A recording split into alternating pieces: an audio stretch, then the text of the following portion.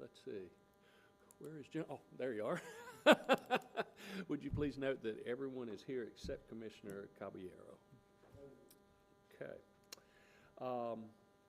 Let's look at the minutes. The minutes of the January 20 meeting were distributed in advance. Are there any corrections to be made or additions, subtractions? Move to approve. Second. Any further discussion? Hearing none, all in favor say aye. Aye. Okay, the minutes are approved. First official action is Resolution 1452. Mr. Gabe? Yes, Commissioners, I want to introduce Mark Walker, our Senior Vice President and Chief Financial Officer, to discuss with you a resolution to refinance some existing bonds. So, Mark? Yes, thank you, Gabe. Good afternoon, Commissioners. Today we do bring you some good news on the financial front. We have identified an opportunity to refinance approximately $73 million in outstanding bonds for the electric, water, and wastewater systems, and be able to effectuate a debt service savings of approximately $8 million for our customers. So today we do present for your consideration Resolution 1452. In addition to you authorizing the bond issues, it also requests City Council authorize the revenue refunding bonds for the three systems. So just sort of high level, again, I mentioned that we have identified $73.3 million. You can see how it breaks down by system. Approximately $30 million in electric bonds, $17 million in water bonds, and about $26 million in wastewater bonds. This was debt that was originally sold back in 2015, and we've now reached the point where these bonds can be called. And based upon the current interest rate environment, even though it is somewhat rapidly changing, we are projecting a savings of a little over $8 million over the life of the bonds. It does represent about 7% of our outstanding debt. That's quite a bit lower than what we brought to you last year when we actually had a very large refinancing where we refinanced about 40% of our outstanding debt and had about an $80 million savings for that. But every dollar that we can save is important, of course. Just a chart that shows the summary. A couple things I want to point out here. On the far left, you see the column, and for each system, the bonds that we are proposing to issue are proposing not up to those amounts. But you'll notice that the total is $67.7 million for all three added up. That's what we're proposing to issue. You'll recall from the prior slide, what we're looking to refinance is $73.3 million in outstanding bonds. So actually selling less than what we would be paying off. And we're doing that because, just much like we did last year, the deal is going to be structured where we receive premiums from the underwriter. So there'll be premium bonds, and we'll use the amount of the premiums we received basically to help pay off the debt. So the advantage of that is we reduce our overall outstanding debt level. And in this case, probably by about $5.5 million. So if you're looking at the column on the far right that says debt service savings by system, again, we're projecting total of about $8.2 million. Probably $5.5 million of that will be from principal reduction, and then about $2.7 in true interest cost savings. Mark, could you Yes, just remind us of why somebody would pay a premium? It's in exchange for a higher interest rate. It's just how you want to structure the deal. Okay. In our case, we're looking to reduce our outstanding debt levels. Last year, when we had the $80 million in savings, almost all of that was a result of principal reduction. We actually knocked off $50 million in outstanding wastewater debt last year when we did that refinance. Great. And the projected savings are net of the issuance cost, and we'll talk in more detail about that in a few minutes. Next three slides, I'll just go through each of the proposed issues. A couple things to point out, and we'll begin with electric, is that for each of these issues, we're not looking to change the structure of the debt or really the duration of the debt. It's basically almost equalized savings over each year over the life of the bonds. So for the electric refunding bonds, the current debt service on what's outstanding is $46.2 million. That will be replaced with debt service totaling $42.3 million, about $3.8 million in savings over the life of the bonds. It's not that we're going to get all that up front. It is spread over the duration of the debt. and these bonds will fully mature in July of 2046. They will have a callable provision. It's 10 years. So by 2032, based upon how rates are at the time, these bonds would be subject to being refinanced. For the water refunding bonds, requesting authority to issue up to $15.8 million. Really the same format you can see here. The current debt service, 25.8, projected 24.2 with savings of 1.6 million over the life of the bonds. And these bonds would fully mature in March of 2045. And also all these will have a 10-year call on them. And then with wastewater, current debt service, the outstanding wastewater debt to be refunded is $43.8 million, will be replaced with $41 million in debt service, a savings of $2.8 million over the life of the bonds. One thing I'll point out here, you'll say, well, what the heck is that? That's a big gap there. Again, we are just basically going for the same duration and same structure of the outstanding bonds. So if you go back to 2015, when we sold the bonds that are now going to be refinanced, that structure was put in place.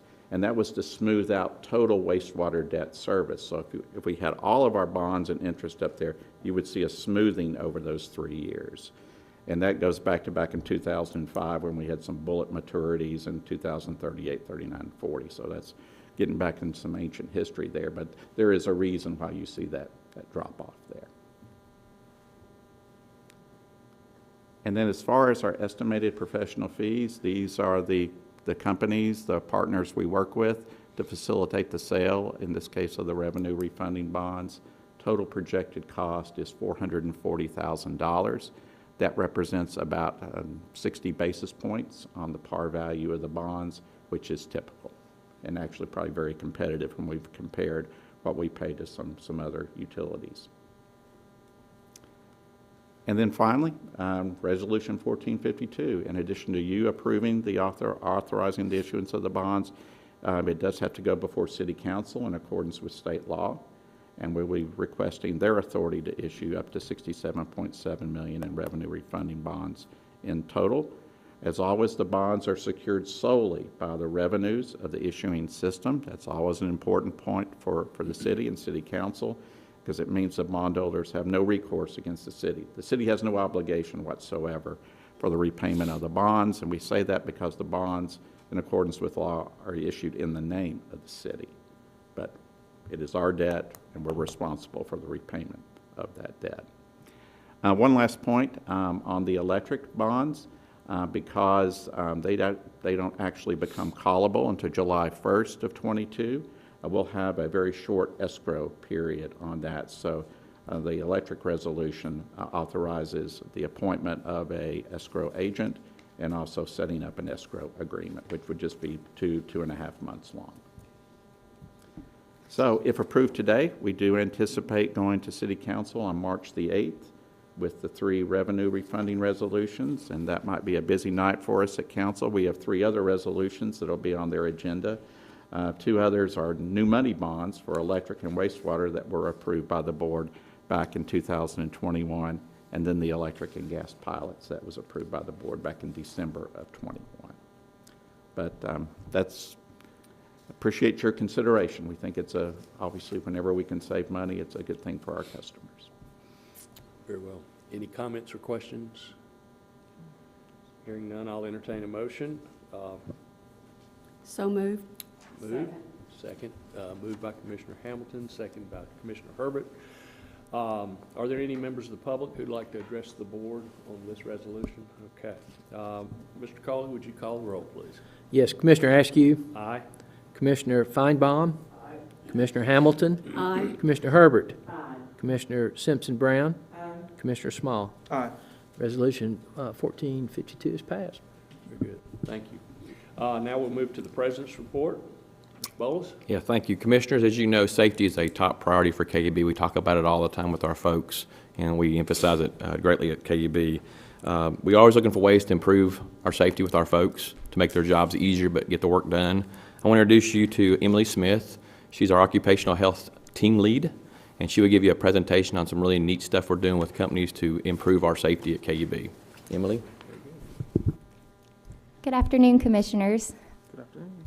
I look forward to the opportunity to speak with you today about KUB's Work Healthy Ergonomics program and a recent research study we participated in with a tool manufacturer in an effort to design new and innovative tools for our industry. First, I want to start with a brief history of ergonomics at KUB. The principles of ergonomics, blending the work to the individual, have been important parts of our safety culture since it was created. However, in 2017, safety and occupational health came together when we saw an increase of what we considered to be preventable strains and sprains. And we said, what can we do better in this space? We added additional subject matter expertise with a contracted resource from Blunt Memorial Hospital, an industrial athletic trainer. We also renamed the program the Work Healthy program, and it is managed under KUB's overall wellness program. We're excited about the metrics that this has impacted and the way it's challenged our employees to think differently about the roles that they perform. You might remember in 2018, a line worker foreman named Tony Strader received an Employee Excellence Awards for his creation of that horizontal post displayed in the photo on the left. It's really our employees taking these educational opportunities and applying them to their daily roles that has been most impactful. Other facets of the Work Healthy program that have evolved over the past 5 years: field visits have been critical. Our industrial athletic trainer needs to be out in the field to see the challenges that our employees are facing and to be a resource that they can readily bounce ideas off of, just like Tony did. Department education. We take pride in explaining the why behind the recommendations that we're making to our employees. We use the curriculum in the blue bubbles at the bottom of the screen here. We want them to understand basic terminology, so those zones that we are most effective and powerful in as humans. We want them to be able to identify hazards for themselves, so those times that we're outside of those effective and powerful zones, and understand how we can prevent injury, selecting the best tool, selecting the best position, asking a buddy to help us if we need it. And pre-task safety is extremely important, warming up appropriately and stretching. Pre-placement physical abilities testing is another facet of the Work Healthy program. We have several roles at KUB that have demands of a physical nature, and we test our applicants against those critical demands before they're offered employment. Every one of those physical demands is based off of something that they might face in the field. What you see in the photo on the left is a job applicant performing a horizontal force generation test, which mimics what he might face in the field with valve turning. Post-accident review. So this would include when we've identified an injury that has already happened to be a preventable strain and sprain, our industrial athletic trainer coming in, maybe doing a mock of how that injury happened and participating in offering any mitigation opportunities for that injury in the future. And ergonomic evaluations. So this would be the field visit equivalent for our office personnel. We've taken just as much time and investment into understanding their challenges. Interesting fact for you today, you apply 1 pound of force per key that you type on daily. So it's very important that you stretch your forearms and your fingers to appropriately address that challenge. Now that we understand a little bit about what we've done recently in the space of ergonomics at KUB, I want to transition to speak about the research study we participated in with tool manufacturer Emerson Greenlee. Greenlee came to KUB with the goal of using muscle sensor and body mechanic software to impact tool design for our industry. We completed the study in April of 2021. We analyzed over 20 tasks in 3 departments at KUB: overhead construction, underground construction, and meter systems.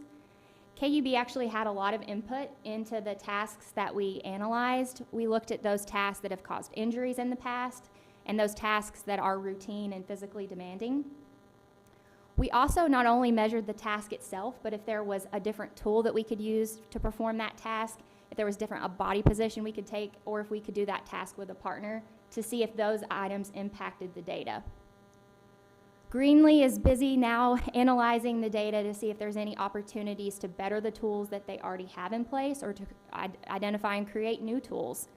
But KUB is excited to use this data to support the recommendations we're making to our employees and saying, hey, this is why we're recommending you use this position over this position, this tool over this tool, or stretch the muscle groups that we're asking you to Data-driven decision-making is what we're going to be able to share with our employees.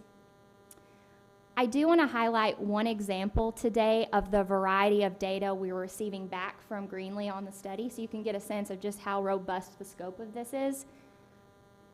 The task that we're going to be using as an example is a routine line tensioning task that's performed in overhead construction, and we're going to be looking at the difference two tools make on getting the line to the same tension.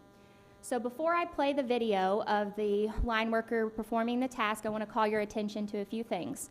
First, you probably see this green stick figure overlay. That is the body mechanics software. You probably also note he's got some muscle sensors hooked up to his arms, and those are the muscle groups we identified to be most important in performing the task. I also want you to note the number of cranks it takes for him to get the line to the same tension and how physically demanding it appears. Okay, so this is the single chain hoist. Same tool to get the line to the same tension. 1 crank, 2 cranks, 3 cranks, 4 cranks. And you saw the body mechanics software lighting up to the different colors when he was doing that. Now let's watch the double chain hoist.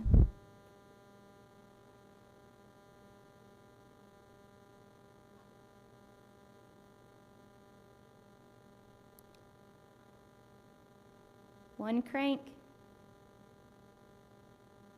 2 cranks.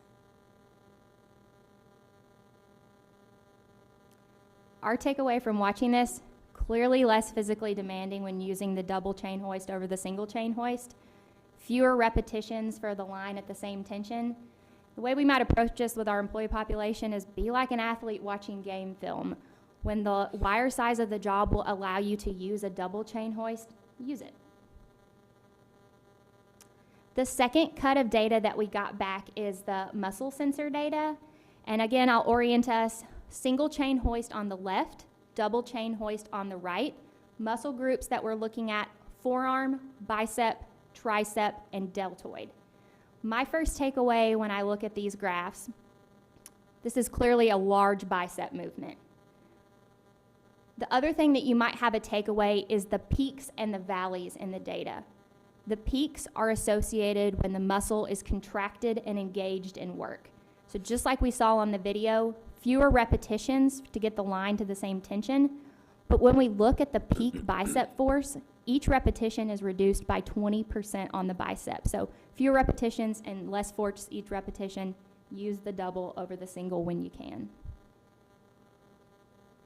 The last cut of data we got back is the body positioning, body mechanics software, and you saw it light up in the video from green to yellow to red. What this is looking at is those ideal positions that we're most powerful in and the relative weight of the tool that our line worker was using. And what you see as a takeaway here is that clearly the single chain hoist is much more ergonomically challenging than the double chain hoist. However, there's still an opportunity for improvement when we're looking at the principles of ergonomics. Possibly a battery-operated tool that we could create for this process, and Greenlee is actually already in the stages of creating something as a direct result of this study. The other thing Greenlee has done as a direct result of this study is shared the success and experiences that they've had working with KUB. You can see their parent company, Emerson, has released a press release, as well as the Electric Construction and Maintenance media outlet, on what KUB is doing innovatively in this space. Additionally, they've created summary videos of our employees' experience and their experience of participating in the study that they've posted on their YouTube channel. I think those are really powerful to hear our employees' takeaways from this level of analysis that we're going through. So while Greenlee is busy helping design more innovative tools with our industry, we are excited to distribute this data out to our employee population. As I mentioned, we want to share this data to say, hey, why are we asking you to use this tool over this tool? Here's the data. Why are we asking you to do this partnered lift versus a single person lift? It's because of this data. Not only do we want to share it with our employees that are here currently, but our employees as they're onboarding, to share just how important this level analysis is at KUB, and we're invested in your well-being from the point in time you start at KUB and the cumulative impact that these tasks might have on your body, and we're looking for the best ways possible for you to work safely and effectively. The last opportunity to have a phase 2 of this project, you probably noticed this was largely task-based, but we think a really interesting cut of data could be to look at a whole day, a whole week, a whole month's worth of muscle sensor data for our employees to see if there's any additional takeaways to impact the ergonomic education at KUB. And with that, I will take any questions that you all have. Questions, anyone?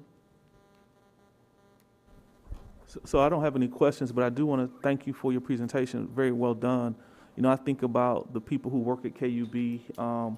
You know, sometimes we can kind of be seen as a kind of faceless organization, but, you know, the other day I was driving down and I was on the highway and I saw some of our employees and they were 20, 30 feet in the air fixing some, you know, some electrical lines. And I thought about just how dangerous that work is and that these are people in our community who we value and respect, and they do put themselves in harm's way when they do this work. So anything that we can do as an organization to try to help mitigate some of that, because it is dangerous work. As a son of someone who was a manual laborer, my mom, I think about all of the injuries that she had because of the work that she did, and that we as an organization are thinking about how we can mitigate some of that. I think that's phenomenal, and I'm glad that we're doing that work. Thank you. Emily, I've got a question. Have you had any sort of correlation between sort of this training and the awareness that people have now of the way to approach work as far as injuries are concerned? Absolutely. I think we see that highlighted well in the Tony Strader example. Listening to the ergonomics education that he got in 2017, identifying a routine grounding task that folks in his department perform, and then actually creating that horizontal post himself. We need our employees to be able to listen to the education and apply it in a technical way that we don't have the knowledge to do. They're the subject matter experts. They're going to know exactly how to take the information we're giving them in a general way and apply it to their technical role. So yes, Tony is one of many who've taken the education and applied it productively. And are we seeing any less strains and sprains? So I think for the first 3 years of the program prior to the pandemic, when we were able to actively be out in the field, we saw significant reductions in sprains, over 30%. With some pandemic-related challenges, we haven't been able to be out in the field as much, but we are committed to getting back out in the field now that it's safe to do so. Well, that's the bottom line, and for us, if it doesn't result, it may be interesting, but if it doesn't result in a reduction in sprains and strains, then it's money wasted. So thank you for actually measuring the impact. Yes. And if I may, one other anecdotal piece, you know, everybody's fighting for talent these days, and finding good talent is difficult, but we've been able to continue to attract line worker apprentices, construction technicians, in part because word's getting out that we care about our employees, we care about their well-being.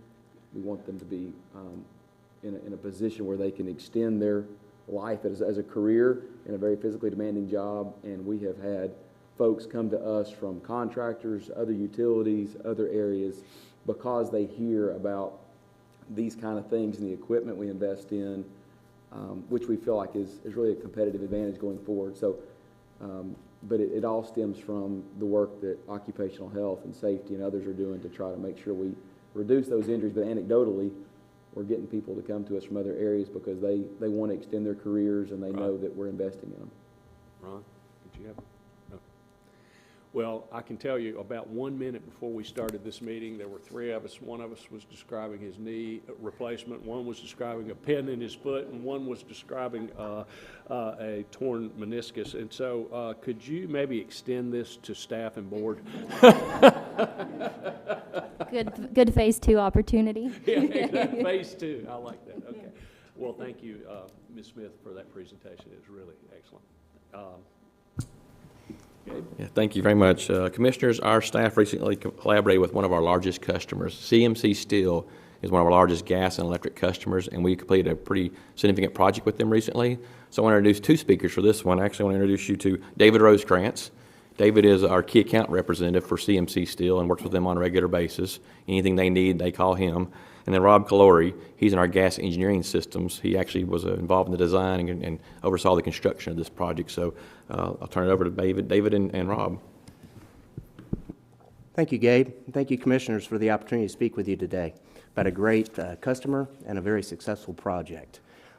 CMC Steel Tennessee is one of our largest customers, and I enjoy working with them as their key account rep to be able to manage their account and work with them to be a liaison between them, KUB, and TVA.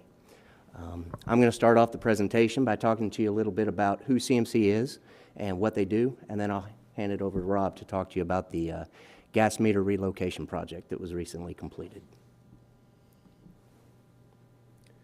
So CMC is located just down the street at 1919 Tennessee Avenue.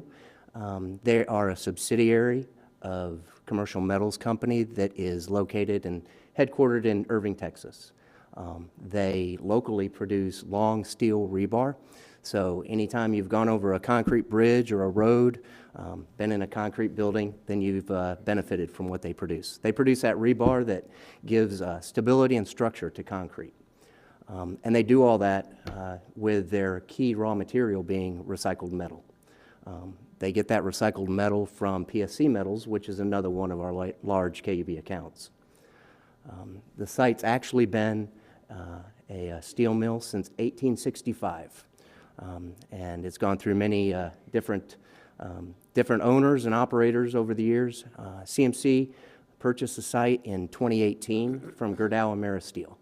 And even though the footprint's changed over time, the process is continued as a steel mill, and that footprint's changed as manufacturing has increased.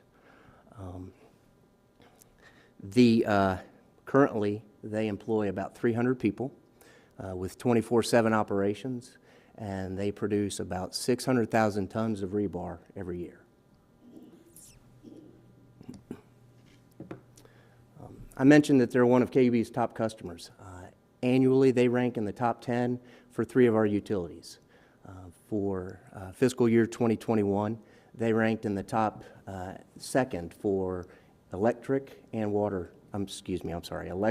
gas usage. And they ranked number 10 for water usage. Since we're talking about a gas project today, their gas usage, they use about 18,000 therms per day for their operations. And you compare that with your average household that uses between 50 and 100 therms in an entire month. But they're not just a good customer because of their utility usage. They're also very committed to the Knoxville area. They're KUB's only customer to have signed a 10-year power supply contract, and they are currently in year 3 of that contract. Also, they are an industrial site that is very committed to the environment and environmental sustainability. I mentioned their use of recycled metal as a raw material. Also, if you're familiar with the Gay Street bridge renovation that was done a few years ago, the old rebar was taken out of the concrete. CMC reused that, remade new rebar that was up to current standards and specs, and that new rebar was used to construct the new bridge. They also recently completed a project at their slag cooling area that reduced water usage by about 5% by doing a recycle and reuse project there. Talking about slag, that is their largest byproduct. It is something they actually call a co-product because 100% of that slag that comes off of their operations has a beneficial reuse. And so they reuse that. It could be aggregate in construction or a base for a road material. And you'll actually see some of the slag piles in Rob's portion of the presentation. They also are working to increase the amount of energy usage that comes from sustainable materials, materials, so they're working on that as well. They're also very active in the community. They participate in I Am Nature Center's River Rescue Program and also TVA's Interruptible Power Program, which means that when TVA requests, they have agreed to reduce their power usage and make that usage and that capacity available for the rest of the community, which is very important when you're during times of emergencies as well as high demand. So I'll turn it over to Rob to talk to you about the project specifically. As a side note, I did talk to Ty over at CMC, and they are all very appreciative of the project, appreciative of the partnership between KUB and them in getting the project done without inhibiting their operations, and appreciative and very impressed with the efficiency and the final product. Rob? Thank you, David, and good afternoon, everyone. So, as David mentioned, over the years, CMC has expanded its footprint, and when we have a large customer that's expanding, we make sure to review our assets, giving consideration to reliability, location, and integrity. And we knew from a reliability standpoint, CMC is in a great spot within our natural gas system. They have the ability to be fed from multiple different regulator stations. So throughout our review, in terms of location, we found their existing meter set was located in what is now the middle of their property. So we desired to move that away from that. They have a lot of industrial activity and operations that go on. This is a 24/7 operation. So we knew that was something we wanted to address. And we were assessing the steel pipeline on their property. And during the course of that, we found encroachment on our easement. And I'll get to that in more detail in just a minute. But while doing follow-up work on that, we also determined that there was a coating anomaly on some of our steel pipe, which was under a truck ramp. And this map here, each of those 3 blue stars indicates one of those issues, and within the red boundary bordering CMC's property. And the orange lines are the existing gas mains at the time, which on their property we had a mix of 8-inch plastic and 6-inch steel. So these 3 photos represent one of those findings. On the left, we have the coating anomaly, which is marked by the yellow X, and that has a regulatory timeline to replace it, repair it, or remove it. And when I'm saying coating anomaly, I'm just referring to there's a section of coating on the steel pipeline that has some sort of defect, and what it most likely is there's a small section that's just starting to wear off. In the middle, the photo shows encroachment of what's called mill-scale piles. Those are another production byproduct, and in some places they have them stacked 20 to 25 feet tall, which was the case on top of our easement, which presents a concern for us trying to get to our facilities at a moment's notice if we need to for repair or something along those lines. So we reached out to CMC to have them move that pile for us to access our facilities, and they were very accommodating, and they did that. However, a couple weeks later, it was back right on top just because the site is so busy and they need that space for their operations. So that was pretty clear for us at that point. We needed to get out from under that with a permanent solution. And then the photo on the right is that existing meter assembly, the original one. It's, again, centrally located within their plant, and we desired to move that to the edge. And you can kind of see there's some debris kind of caked onto that piping too, again, just being in the middle of all that operation. So taking all 3 of those factors into consideration, we consulted with multiple different departments to come up with a customer-focused solution. And what we determined was we'd move the meter set to the edge of the property, which would allow us to also condemn that steel pipeline that had the coating anomaly on it. And as part of that, we would install fuel line from the new meter set to the original one. And these photos kind of show some considerations that were taken into account during the design process. On the left is essentially a view of the proposed route and some of the encumbrances that we had to deal with. That photo is taken from an embankment where the meter set's going to be to the back of the photographer there, and it kind of shows, again, the stuff that had to be factored in for that design. And on the right, you have the slag pile that David mentioned earlier, and it almost looks like molten material, and that's something they're transporting throughout their site throughout the course of the day, so another consideration. Now, this screenshot is the same one we saw earlier. The only difference is the red star shows the location of the new meter center, and the red line is that proposed fuel line. And then the purple is the sections of existing main that we're going to go ahead and condemn. And this construction process, again, because of all that industrial activity in their operations and the fact that this was a steel mill for over 150 years, there was a lot of activity and materials in the ground. So it was a difficult construction process, but our crews were able to work together and work safely to get the job done. And these photos here are just some photos kind of detailing that process. On the left, we have our underground construction boring crew installing some of that 12-inch fuel line, which you can see in the middle. And on the right, our meter crew is starting to install that meter assembly.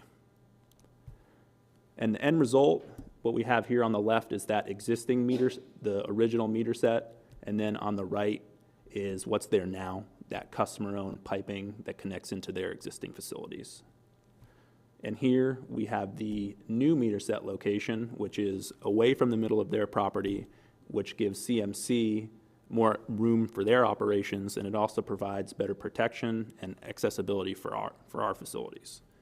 And if you see here towards the back, you can kind of see these solar panels, which we installed as well, and those are for kind of smart communication devices for us to monitor the pressures here and make sure the customer is getting the pressures they need. And then the photo on the bottom, you see the privacy slats. Those are actually being finished up this week, and that will complete a project that from its inception will have gone on for just about 2 years. And during the course of those 2 years, just about every department that works with natural gas was involved in this project. So David and I just wanted to say thank you to all those departments for their work on this complex but successful project. And with that, we're open to any questions. So Rob, so what you said happened is the existing fuel lines that were the steel coated ones, those have been retired, and then the new 12-inch line will replace that and be all the same material? Yeah, that's correct. So the existing on their property, there was a mix of steel and plastic. Right. And we condemned all the steel on their property, and we installed new fuel line, which is actually customer owned, and that's all plastic, which is less maintenance, and it's definitely better for the customer. And the relocation, I'm assuming, allowed them to have that central area available for slag piles, which will take it away from the area on our easement. Yes, that that correct? easement encroachment we saw, that's now, we do not have any facilities, active facilities in there, and they're continuing to use it, and we don't have any issues with that, and their operations are not hindered. Other questions or comments? Thank you both. This is very interesting, and 2-year-long projects are, they really do require a whole lot of coordination, so thank you for doing it. And thank your team. Thank you. Okay. Yeah, Commissioners, we recently had some significant water events on our system. You probably have seen in the news or on the, in the papers. And I've asked Doug Miller, our manager of underground construction, to give you an update on those projects and what we did with those. So, Doug? Good afternoon, Commissioners. Pleasure to be here with you today.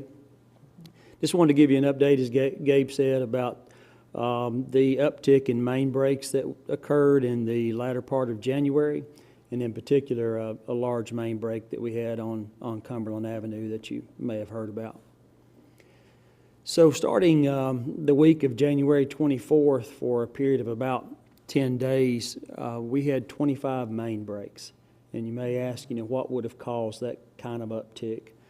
The week prior to the 24th, if you recall, we had temperatures that were dipping down into the 20s, low 20s, barely reaching the freezing mark during the daylight hours. And then on the 23rd, 24th, and that week, we had temperatures raise up in the high 50s, like a spring day. And so we had a wide range of fluctuation there, and then drop back off again later that week. So when we see the wide temperature swings like this, it's not really a matter of if, but when and where and how bad, some of our main breaks are going to be. And that's exactly what we experienced over that 10-day period. Now, not all of these breaks that we had were on the 6-inch smaller and older cast iron pipe. We also had 3 pretty significant breaks on larger pipe. We had a 10-inch on Central, We had a 12-inch on Kingston Pike near the Krispy Kreme. You may have seen that one on the news. And then our largest case of trouble, of course, was the 16-inch break on Cumberland Avenue. So I will say, you know, just as we're preparing today for these 40-mile-an-hour winds that are coming and the impact on our electric system, we also do the same for these wide temperature swings in the underground groups as well, to make sure we've got resources and equipment ready to respond. So the good thing is here, maybe mid-March, we should be coming out of the main break season and can get back to get caught up on some more of our routine work. So this was our largest break, as I mentioned before. If you look right in the middle of that intersection of Cumberland and Philip Fulmer, you see a label there, 16-inch cast iron, 1937. So that pipe is, you know, around 85 years old. And right there where you see that label is where it broke.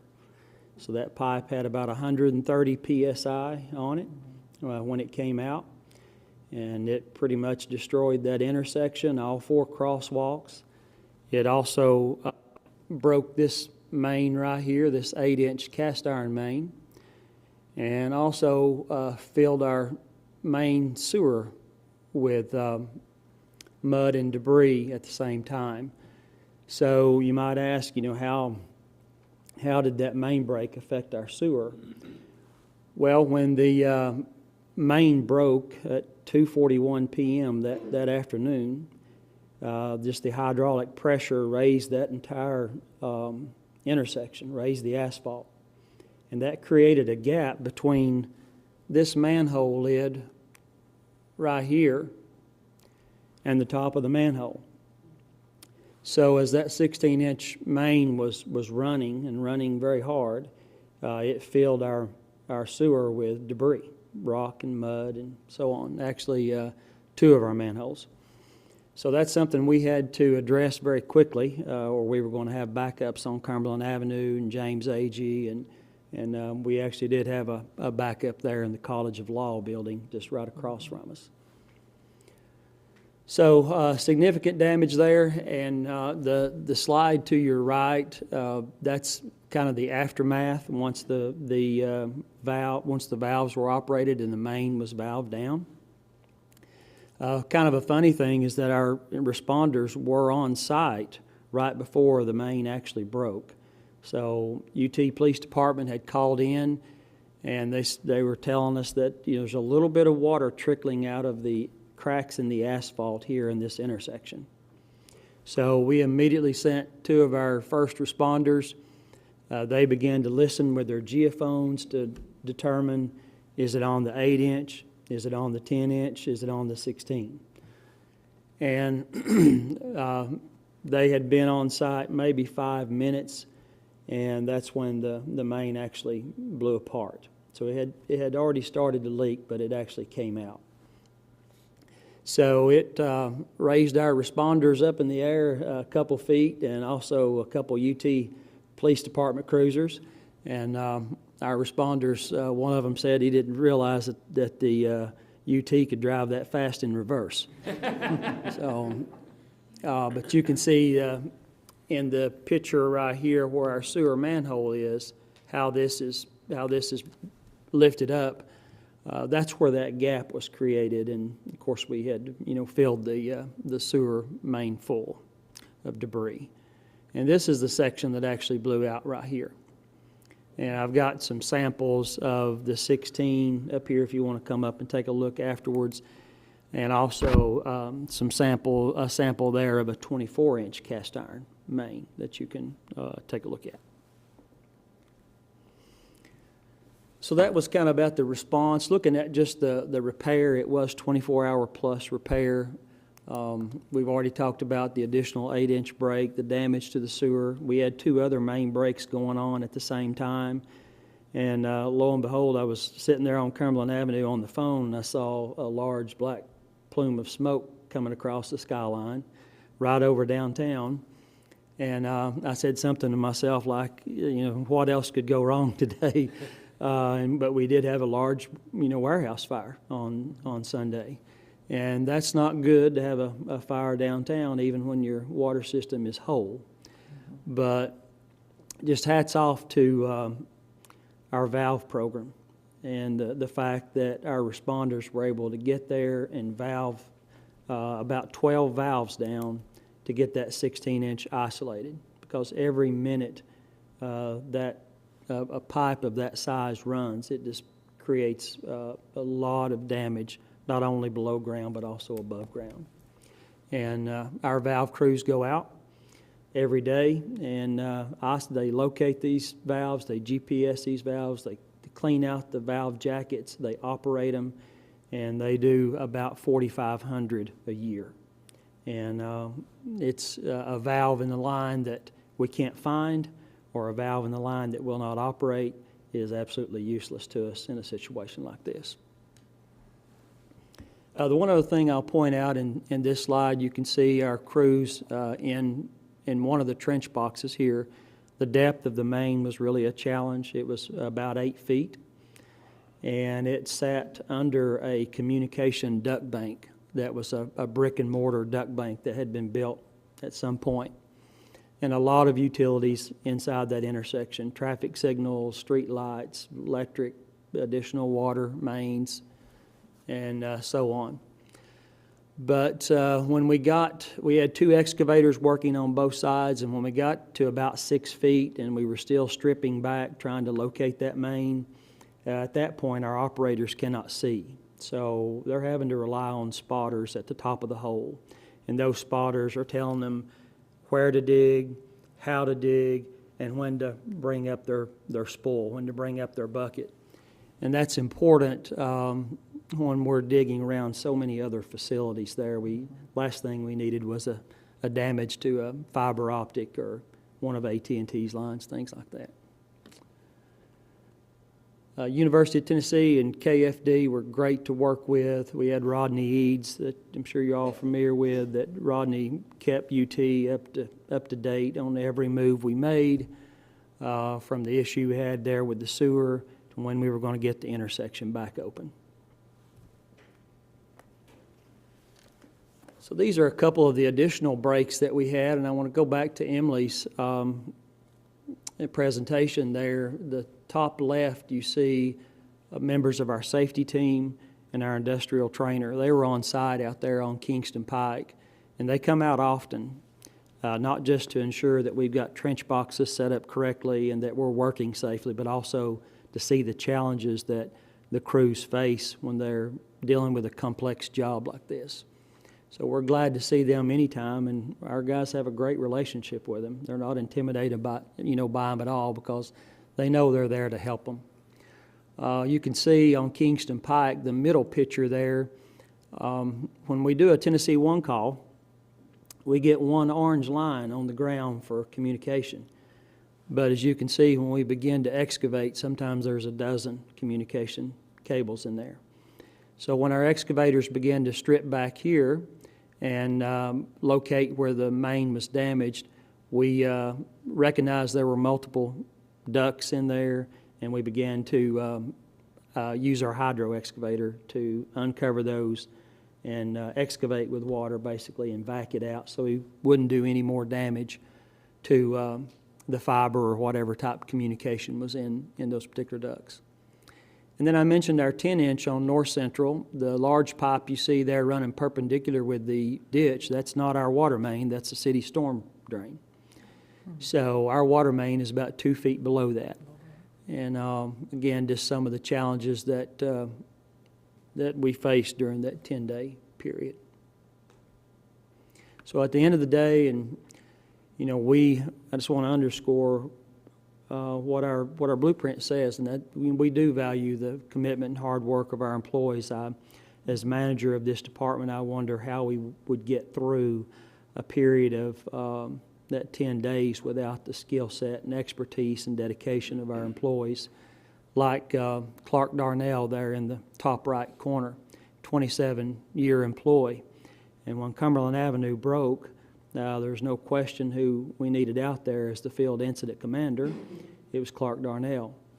And Clark oversaw that project, commanded all the resources, got the additional equipment in there that we needed. He had the asphalt trucks there at 4 a.m. the next morning, and just did a remarkable job to get the UT back where they could be back in business there with all the traffic. I just want to shout out again to our valve program and how important it is to get these mains valved down quickly. And most importantly, zero safety incidents, which as a manager and working in, hazardous environment like this, how important that is to me and the organization as a whole. So we did reach out to Chief Palmer with KFD the following day just to say, Chief Palmer, did you have what you needed from KUB? And you can see his quote there. We have a great relationship with KFD, and it's important that we continue that relationship because fires, in the wintertime are just, they're just more abundant and they happen more often. And so anyway, with that, that ends my presentation, and I'd be glad to answer any questions you may have. Doug, when you're turning off the valves, or you're adjusting the valves, part of that is to cut off the water where the break is. Is there also an element of redirecting water to around the space so that the customers at the other end can keep getting water? Yes, absolutely. The Fort Sanders community did see a dip in pressure when the main broke. We went from about 135 psi at the plant down to around 100 psi. But once there are many interconnects like you're speaking about, and this 16-inch main feeds well down Kingston Pike to the Bearden area. So because of those interconnects, very few of our customers really saw an impact. Great. And the quick isolation of the main. Hey Doug, I should have 3 questions, but I'll try to make them pretty quick. Sure. Talk about the notification. Do we have the technology now to help advance? I know that there were folks already there because water was coming out. So my first question is, in terms of the notification systems, are we working on technology to better notify us when those things are about to happen or are happening so that we can get there as quick as we can? Mm-hmm. And then number 2 is, you talked about the weather. So is there anything that we can do to mitigate those breaks? I know that when the weather and the temperature drops and peaks, it's kind of ripe for breaks. And so is there anything that we could do to mitigate that? And then my last question is, in terms of the pipe, when we go in, we're not repairing, we're removing that pipe. We had some that was in, from 1937, some from 1925. Mm-hmm. Are we then replacing that pipe with newer pipe connected to older pipe? How's that process working? Sure. Let me start with your last question there. That's exactly right. We're not going back with cast iron pipe. We're going back with ductile iron. Mm-hmm. Ductile is stronger. That's what we put in today from really 8-inch and above. So we put in a section of about 18 feet in this particular trench to get it back to normal. Now, just on a side note, there is a plan and long-range plan to replace this 16-inch and move it up to White Avenue and get it off of Cumberland. The second question, Commissioner Small, I think, was what can we do to help mitigate and be more prepared? And my answer to that is we already are doing that with pressure management. Pressure management is key. And our plant operations personnel are sitting there with our SCADA looking at areas where pressure needs to be lowered, pressure needs to be raised based upon topography, and also just the fact of we're putting slow start pumps in our pump stations so that you don't have a hard start and a hard stop, because when you're dealing with 80-plus-year-old main, you don't need that kind of you don't need that kind of shock to the system.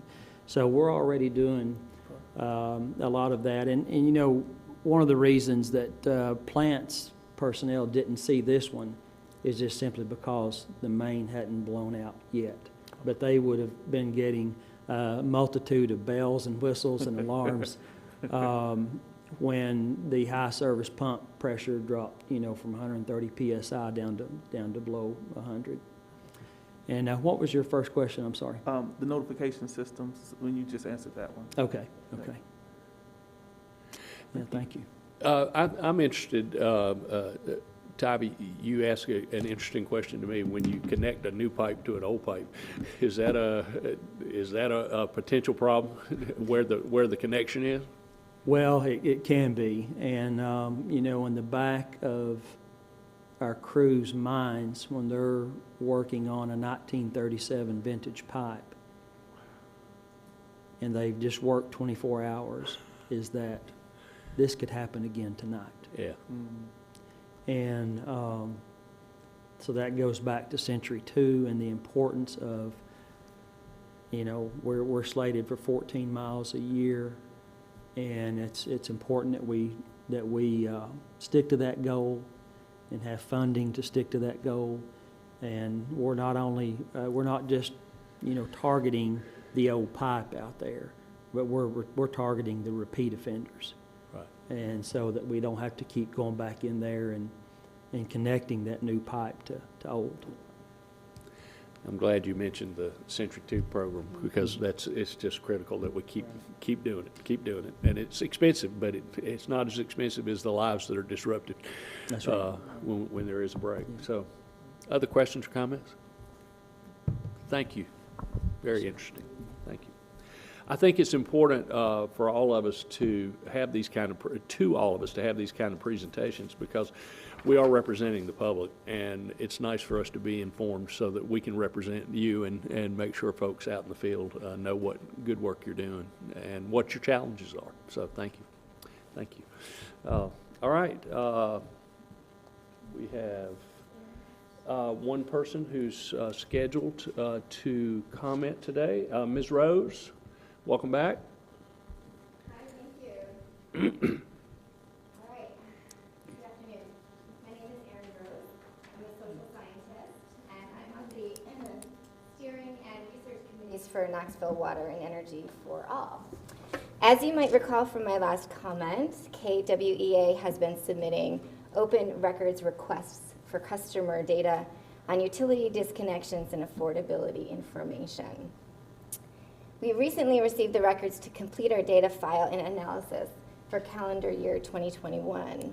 We're here to share our initial findings and to once again encourage the board and KUB leadership to initiate its own reporting of utility and security outcomes. I will continue to remind everyone here that public reporting is an essential step in understanding our community's energy and water insecurity hardships and allows for data-informed policy and program making. Okay, so as you can see in the utility disconnection and affordability dashboard before you, 11,309 households experienced at least one disconnection from their KUB utilities for non-payment of services last year. Even from these zip code data, which are not as useful as data at census tract level, where we were previously able to compare 8 majority non-white census tracts to many majority white census tracts of similar poverty status, we are still able to observe a signal of racial disparities in utility and security, with the only majority non-white zip code experiencing a disconnection rate of 16% compared to the overall KUB disconnection rate of 5%.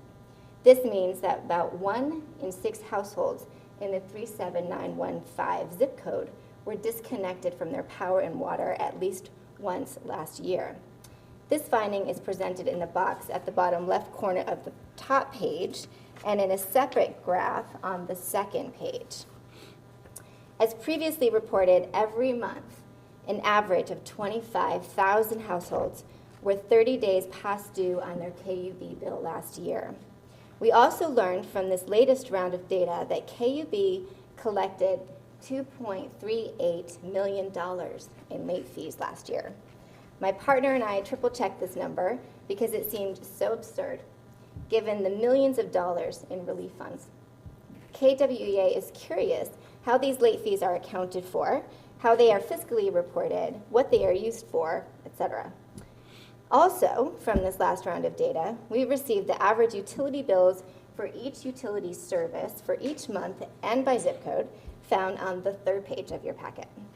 When we merge these cost data with median household income for that zip code, we can begin to estimate the utility burden, which is the percentage of household income spent on utilities in 1 year.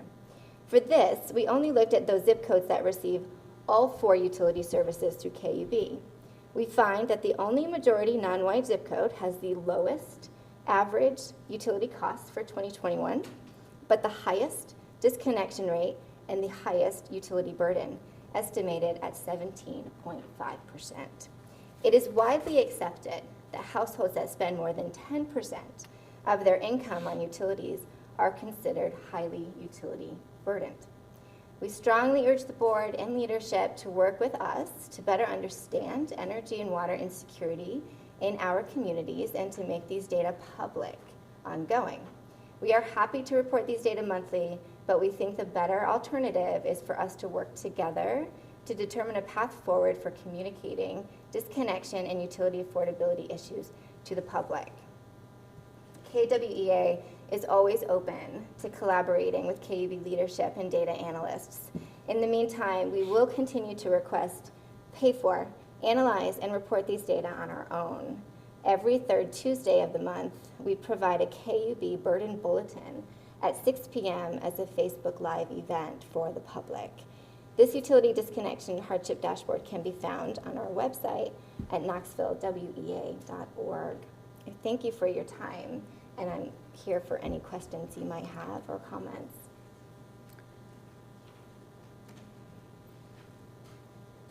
Thank you very much. Okay. Following the adjournment of our meeting, the board will have a lunch session that's open for the public to observe. And is there any other business? Hearing none, we are adjourned.